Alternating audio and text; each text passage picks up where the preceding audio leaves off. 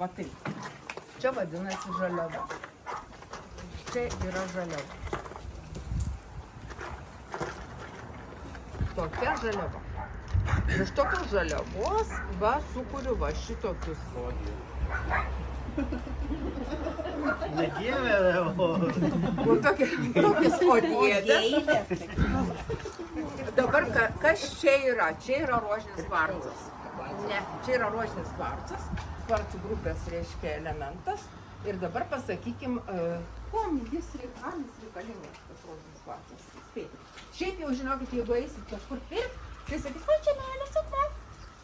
Kodėl meilės akmuo? CO2, silicio ir deguonies junginys pažadina feromonus žmogaus. Feromonai yra atsakingi už va tą jausmą pasitikėjai. Moteris pasidaro savo gražesnės, veidrodį atspindi geresnė atrodo ir iškart meilės srity eina į kovą ir būna nugalėtoja. Va.